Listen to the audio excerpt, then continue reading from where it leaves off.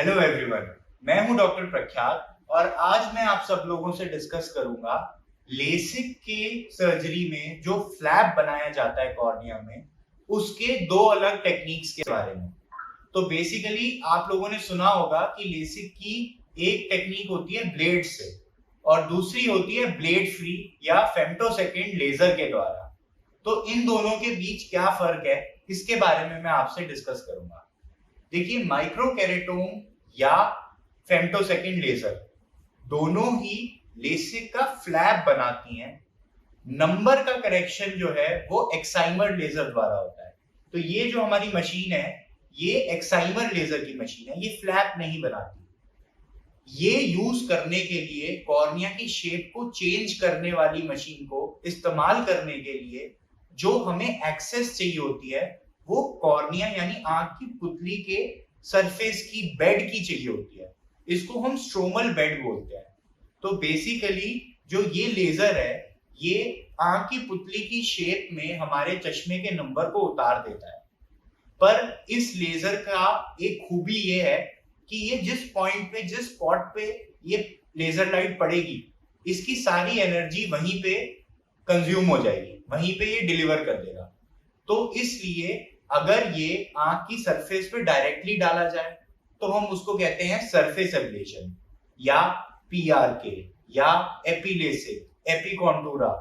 हमारी जो मशीन है, इसके अंदर एक और एडवांस टेक्नोलॉजी है जिसके बारे में मैंने पहले भी एक वीडियो बनाया था, स्मार्ट सरफेस। तो ये हो गया सरफेस एब्लेशन। अब लेसिक के अंदर हमें ज्यादा नंबर का करेक्शन करना है जो सरफेस एब्लेशन से पॉसिबल नहीं है।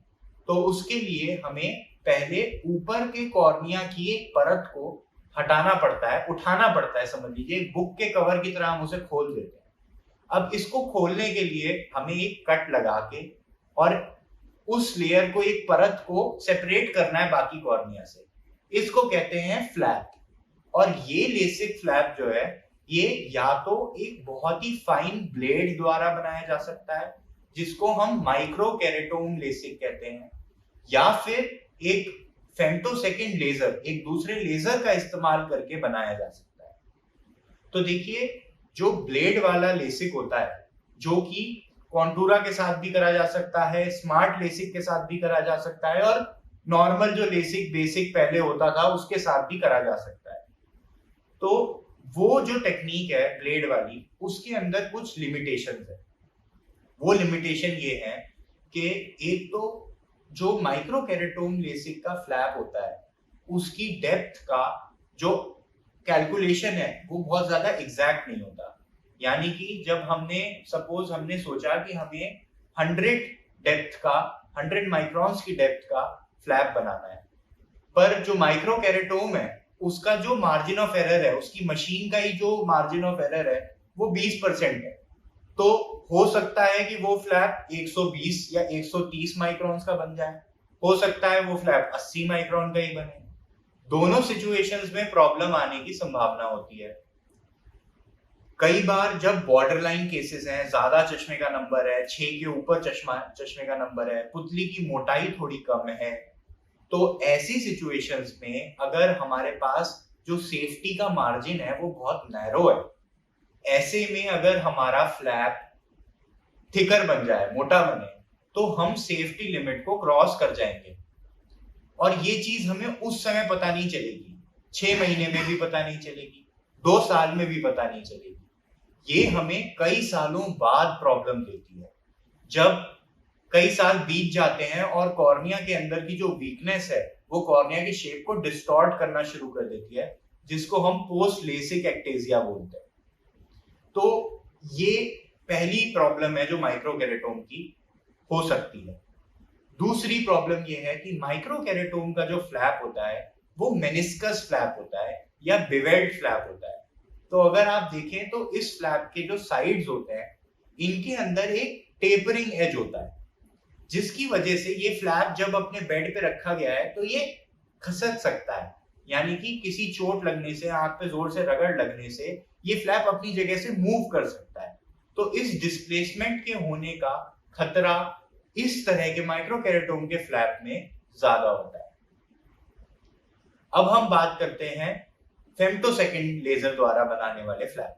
तो इसमें इस टेक्नोलॉजी में क्या है कि instead of using a blade, हम यहाँ पर लेजर की एनर्जी को इस्तेमाल करके लेजर द्वारा एक बहुत ही सटीक प्लेन में कट लगाते हैं और फ्लैप को क्रिएट करते हैं।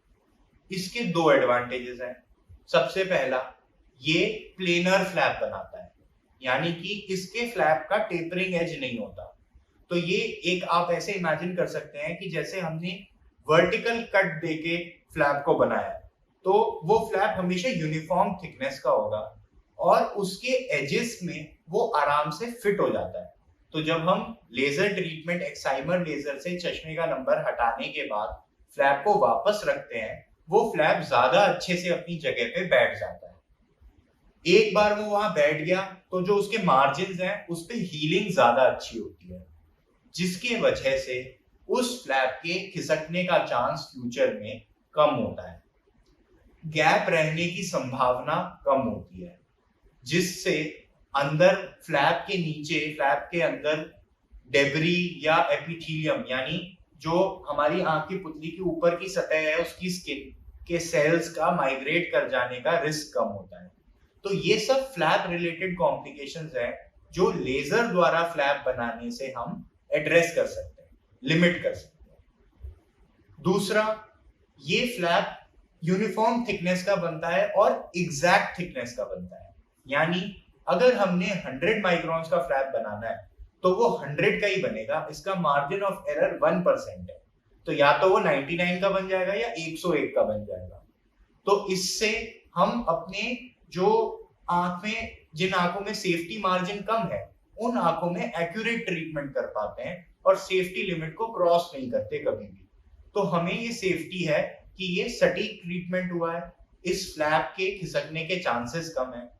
इसलिए ब्लेड से जो लेसिक किया जाता था वो काफी जगहों पर अप्रूव नहीं था, पर जो ब्लेड फ्री फेम्टो लेसिक होता है, फेम्टो सेकंड फ्लैप से लेसिक करने का जो विधि है, उसको नासा ने भी अपने एस्ट्रोनॉट्स के लिए अप्रूव किया है। तो आज की तारीख में हम देखते हैं कि काफी सारे एस्ट्रोनॉट्स जो स्पेस में जाते हैं वो पहले अपना femtosecond laser flap with LASIK, जैसे स्मार्ट लेसिक कराते हैं और फिर वो स्पेस में जाते हैं, ताकि उनको चश्मे पे डिपेंडेंट ना रहना पड़े। तो ये इतना सेफ माना जाता है।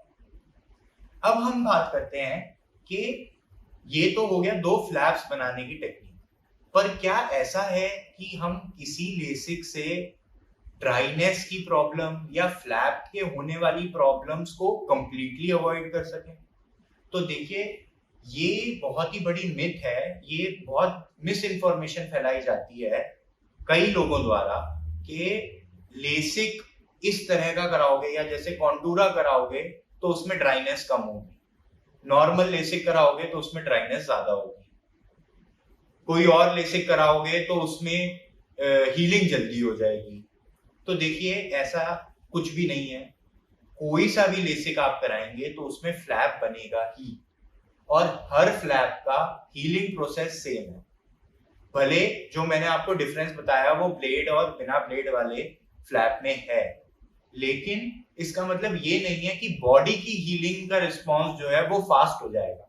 बॉडी उसी स्पीड से हील करेगी, ड्राइनेस उसी स्पीड से कम होगी, जितनी स्पीड से ड्राइकोकेटोन में होगी उतनी स्पीड से फेम्टो फ्लैप में होगी, और किसी भी मशीन से फेम्टो फ्लैप बनाया जाए वो एक जैसा ही बनेगा, किसी भी मशीन से माइक्रोकेरेटोम वाला फ्लैप बनाया जाए वो लगभग एक जैसा ही बनेगा।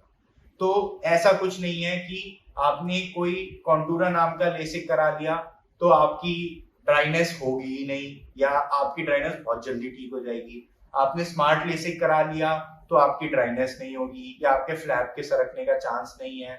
ऐसी कोई बात सही नहीं है। लेसिक के इनहेरेंट ये लिमिटेशंस हैं या साइड इफेक्ट्स हैं, जैसे कि dry eye, flap related complications, 100% healing का ना होना, 99% हील होता है फ्लैप, 100% कभी नहीं हील होता है। तो ये सब बातें जो हैं ये लेसिक के अपने इनहेरेंट लिमिटेशंस हैं, जिनके वजह से जो डिफरेंट और टेक्निक्स हैं जैसे स्मार्ट सरफेस हो गया for less refractive errors, clear हो गया, जो कितने भी रिफ्रैक्टिव एरर के लिए हम कर सकते हैं। ये फ्लैपलेस टेक्निक्स है जिनको आज की डेट में अच्छे सेंटर्स या वो सेंटर्स जो जेन्युइनली रिफ्रैक्टिव सर्जरी में बहुत ज्यादा आगे हैं, एडवांस्ड हैं, वो प्रेफर करते हैं, क्योंकि उन्होंने अपने एक्सपीरियंस में पिछले 25 सालों के फ्लैप और फ्लैप से रिलेटेड ड्राई आई को देखा है। तो ये मेरी वीडियो सिर्फ और सिर्फ आप लोगों को माइक्रोकेरेटोम ब्लेड और लेजर से फ्लैप बनाने वाली टेक्निक के डिफरेंस के बारे में थी।